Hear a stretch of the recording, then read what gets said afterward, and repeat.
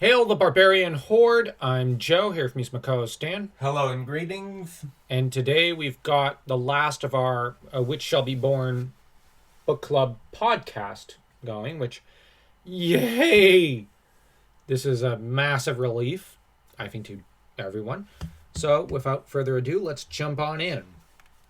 So, let's see. I'm just checking my notes. Let me see. Okay. Those who hope for Conan to come to the rescue within the city do not know exactly what it is that he has in mind to do once he's inside the city. What Conan means to do, I cannot say. He merely wishes vengeance on Constantius. Perhaps he intends sacking the city and destroying it. He is a barbarian and no one can understand their minds. They decide that Conan is a good distraction, which he is. Conspirators, we'll call them, intend to rescue and restore to the throne Taramis, the rightful queen of Coron. And this they attempt to do over the course of chapter 5. Namely, it is Valerius who tries this. Valerius was the youth from the first chapter, and he makes it all the way into the dungeon in chapter 6, and this is much to her relief because she's been all but broken by her twin sister. Valerius apparently met her in the past, as he tells her, "Once with your own lips you praised me after the Battle of Corvica." And she says, "Valerius, oh, I dream it is some magic of Salome's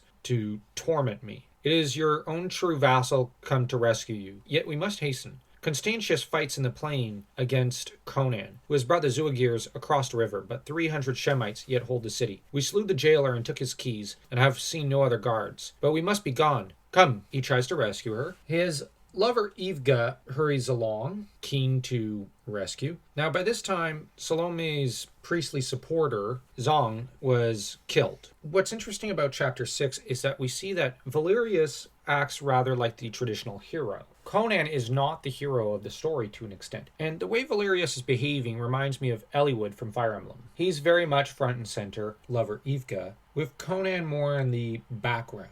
Valerius ends up carrying Taramis to rescue, only to end up confronted by a maddened crowd full of people who want to slay their supposed despotic queen. And you've got that weird Spider-Man clone meme thing where the two Spider-Men are pointing at each other and saying, "Oh, you're the fake," between Salome and Valerius over the matter of who is Taramis or Salome. The trouble is that the one who breaks through the maddened crowd, who decide, we'll just do everyone in because we're a maddened mob. What do we care about reason? Is Conan. Conan only has one thing to ask. By Crum! What is this? The real Taramis? But who is that yonder? The demon who wore her shape, as it's revealed that the witch was really a demon. And yes, this is a good lead up into our other channel, Nightmare Reviews, where we reviewed Season of the Witch. Right, we shouldn't plug so blatantly. By the way, have you all subscribed yet to this channel, Brothers Siborian? Don't forget to do that. I gotta stop plugging right now. Maybe I could plug then. We kind of see the relationship between Conan and Taramis. Of course she was Conan's girlfriend. It's implied. She breaks down crying because she's been violated and tortured for months. I actually really feel bad for her. She seems like a nice person. I hope that in the Dark Horse Comics runs, they actually introduce her. They have a prequel to A Witch Shall Be Born, because I would like to know more of the context of this city and of Taramis. Sure, she may have been a little naive and sheltered. But on the other hand, she ruled her people well. People clearly loved her. In a lot of ways, she reminded me a bit of Yuna from FF10. I really don't see anything wrong with her ruling style. It was more offhanded and letting her people do as they please for the most part. It's just not her fault. She has an evil, wicked demon for a twin sister. Well, a demon who would reincarnate itself throughout the lineage over the course of several centuries. The truth is, she just wants Conan to help her, and this is where it gets very, very tragic. You have her. "It has been a nightmare," she whimpered. "Oh, my poor people. You must help me to repay them for all they have suffered, Conan. Henceforth, counselor as well as captain." She has been violated for months, tormented in the worst human ways with all of her loved ones having their heads sliced off and thrown at her feet. And her only thought, "My poor people." Wow. Kudos to her. She's worthy of a lot of respect. That's a good woman. No, succumb. Conan, though, laughs but shakes his head. This is where it gets very bittersweet. "No, lass, that's over with. I'm chief of the Zuagirs now, and must lead them to plunder the Turanians, as I promised." Conan's position is essentially, and if I don't lead these guys out of the city to go plunder your enemies, they're going to take your head and your people's heads. So Conan doesn't have a choice here. And this is a story that's a prequel, I think, to all the stories where Conan is off being a Kazakh in the east. All of his Turanian adventures are sequels to this story. Makes the story a very important one, even though Conan is not really present for a good chunk of it. And of course, he suggests instead, this lad Valerius will make you a better captain than I. I wasn't made to dwell among marble walls anyway. Valerius, who's gone from being terrified of the maddened crowd, is suddenly cheered. I would not want to be around that maddened crowd. Ivka, of course, kisses him. Conan goes and decides to crucify the guy who crucified him, Constantius. Conan taunts him. 7 months ago, Constantius, it was I who hung there, and you who sat here. You are more fit to inflict torture than to endure it. I hung there on a cross as you are hanging, and I lived, thanks to circumstances and a stamina peculiar to barbarians. But you civilized men are soft. Your lives are not nailed to your spines as are ours. Your fortitude consists mainly in inflicting torment, not in enduring it. You will be dead before sundown. And so, falcon of the desert, I leave you to the companionship of another bird of the desert. Leaves into a vulture. The last bit of the story has him screaming in despair and horror as Conan rides off to go pillage and plunder because it's the thing to do on the weekends. This story is a wildly popular one. There's a lot of positives to say about it. There's a lot that happens during it. But what are your thoughts on it?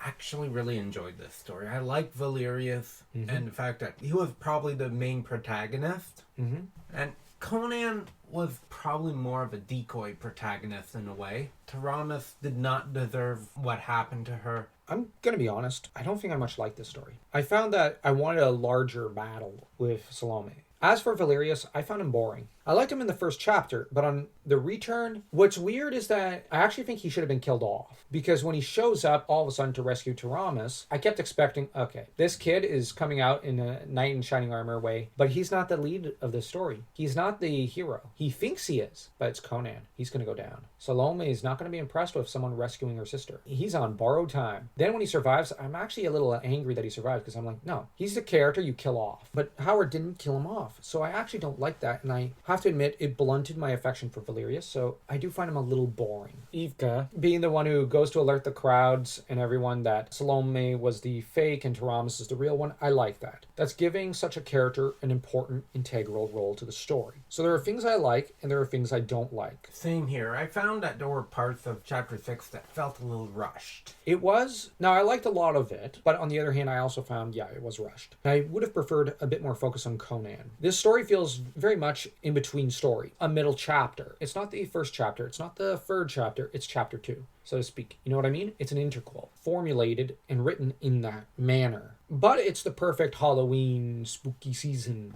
video. How would you rate this? Probably 2. This is going to sound a little harsh. I'm going to say a 1.5, I think. This could have used another draft. I agree. For Howard, this is very weak. You think it's good enough? Like, it's mediocre? It's good. It's enjoyable. But it could be better. Whereas I think it's subpar. And I think it's subpar and it's not good enough. This is something that could have been stretched in a novel format similar to Hour of the Dragon. Yeah, I guess. I don't know if I'd read it in that case. But maybe if it was stretched for another 3 chapters, I'd read it. What can we say? It is what it is. It's not a terrible story per se, but Dan apparently thinks it's good enough. So tell us what you think in the comment section of this story. And also, most of all, don't forget to have a happy Halloween. Don't forget to smash that like and that subscribe button as though you were Conan smashing his enemies to itty bitty pieces.